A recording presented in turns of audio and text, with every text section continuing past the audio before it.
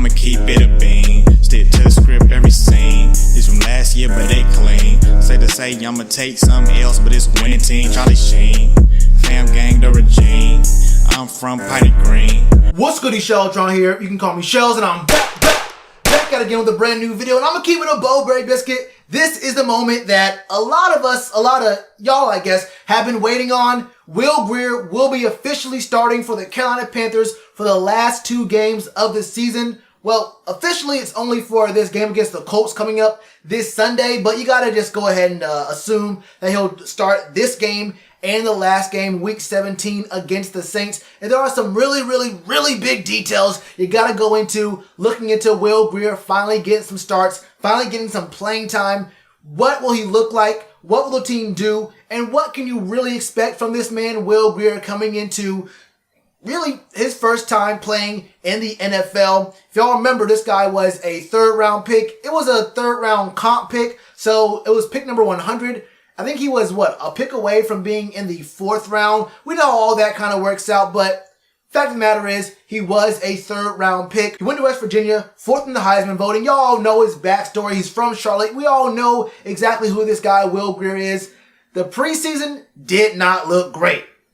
We all understand this kid, Will Grier, did look kind of scared out there. Pressure did rattle him. And there were some times where he had some great reads, some great throws. And then there were some other reads and throws that made you think, hold up. This kind of play wouldn't work in college. What are you thinking? What are you seeing out there, Will?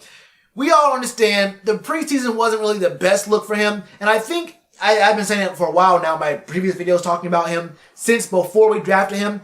He was always considered to be a guy who was good, who had like the potential to be a good quarterback. But at best, for his first year in the NFL, he wasn't going to be a guy who you could put in, plug and play, bring him on the field, and have him be an NFL quarterback in the first season. He was always going to be a project. But I guess what we're seeing here from the Panthers organization is that, look, at this point, we know what we got in Kyle Allen. We did use a 3rd round pick on Will Grier. And honestly, for right now, what we're seeing right now, we may as well see what we have in Will Grier. Y'all know how I felt about that. I thought we shouldn't do it. But now that it's happening for sure, I just got to go ahead and accept it. I'm going to let you guys know what I think the team is going to do with Will Grier in these next 2 games and what we might be able to expect from Will Grier against the Colts and then against the Saints. The way I see it, if you want to find out who Will Grier is and what you can look forward to in the future from him, you gotta get aggressive with him really quick. Now, usually when you have a young guy, a new guy, a rookie who's a backup, a guy who you didn't really want to bring in, you see a team try to ease them in, throw these quick little slants, throw these little swing routes to the running back, really go after Ian Thomas, Christian McCaffrey, some very easy confidence building throws for Will Grier in his first game. And then in the next game, maybe try to get a little more aggressive, maybe see him push the ball down the field a little more, but you have to do the exact opposite.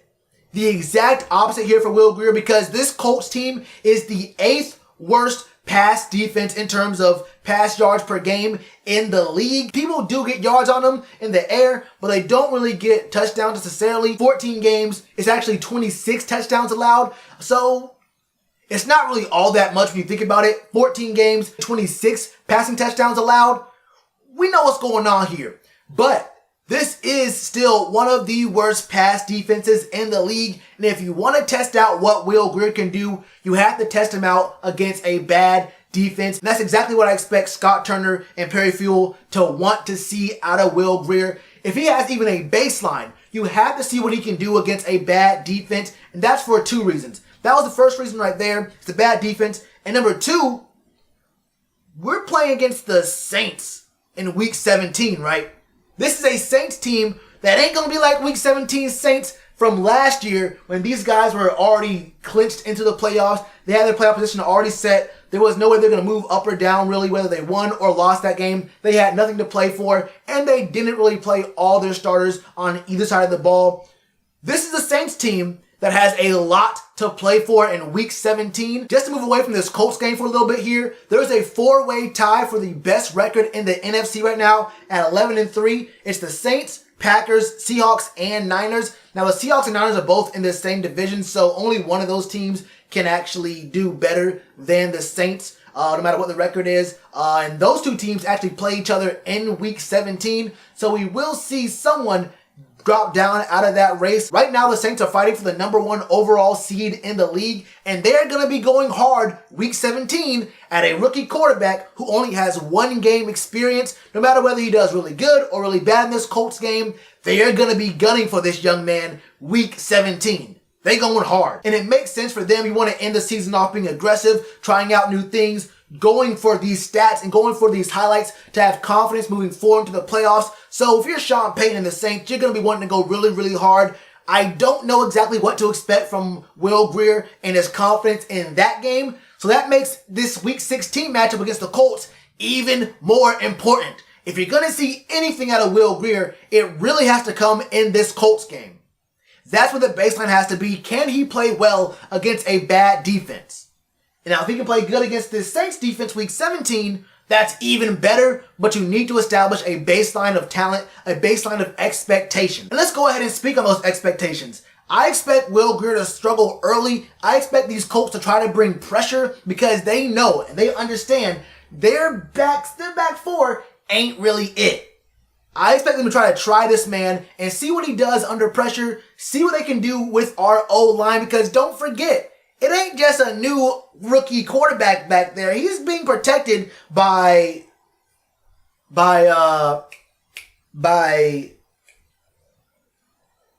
we got up there. So you got to understand, it's not just Will Grier versus the Colts. It's kind of Will Grier versus the Colts and our O-line. I expect to still see those short passes to Christian McCaffrey, using our tight ends more. I don't know exactly what Greg Olsen's status is. Will he be available for this next game? I think he will be. He did say he could have been cleared through the concussion protocol for a last game, but he wanted to be sure, wanted to make sure everything was cool with that. So I think we will see Greg Olsen, but I wouldn't be surprised if we did see some more Ian Thomas integrated, especially in the pass game. And I also want to think that we're probably going to see more Curtis Samuel. I think with this new quarterback, we could probably try to do some more trickery. We did that in the first half of our last game, but we really went away from that in the second half against the Seahawks. I don't know why. Those trick plays were working. Now, we do know that 4 of those trick plays were literally the same trick play done 3 different ways. I want to see a little bit more creativity. Doing the same thing 3 different ways looks cool, but there's no real depth to it. We saw a lot more depth at the beginning of last season when we had Cam healthy.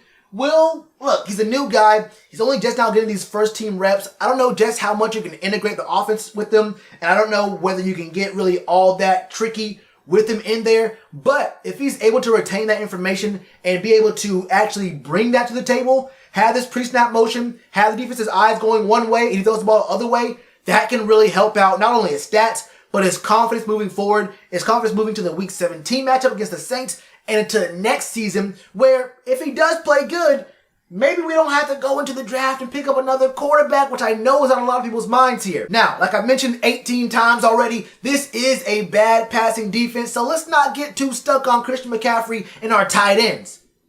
Those boys are good, alright? But we still do have a guy who is number 3 in the whole NFL in reception yards.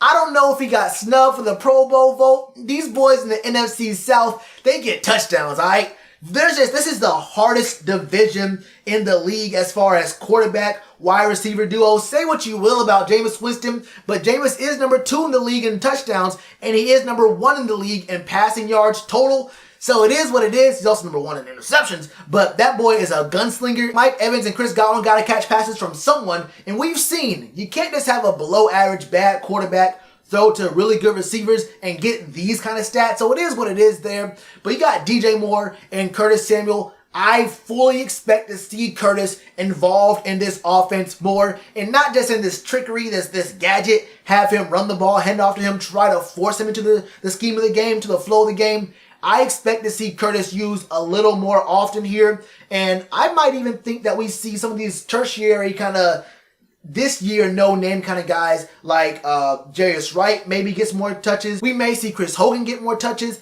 I think we'll see the ball spread out a little bit more and the target share spread out a little bit more amongst our receivers in this game against the Colts. Now, against the Saints, I can't really call it. This is going to be some really, really You got to dig deep in that one. Will, you're going to have to dig real deep in that one. I'll speak on that one after I see what we do against the Colts here.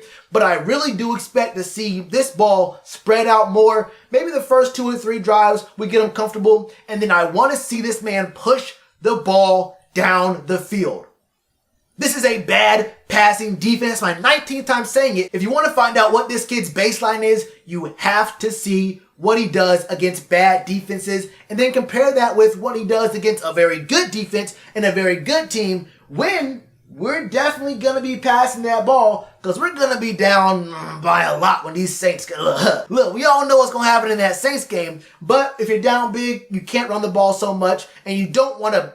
Please, Panthers front office, please coaching staff, do not hand the ball to Christian McCaffrey 35 times week 17. We want to find out what we want to find out of Will Grier. Let him push the ball. Let this kid make mistakes.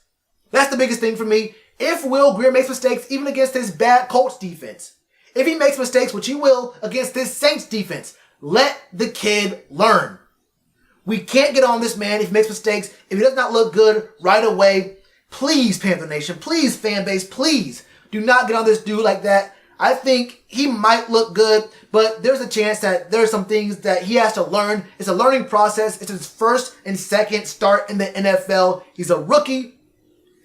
He's going to have to learn from some things, and we'll have to let him make mistakes. That's the only way you get better. It's much harder to learn from success than it is from failure, and there's going to be some times there might be some lapse of judgment, maybe some reads he makes that are kind of weird. There may be some things that he doesn't do perfectly, and like you say, oh man, we wasted a pick. It's his first start. We might see mistakes, but let him make mistakes and let him grow from them.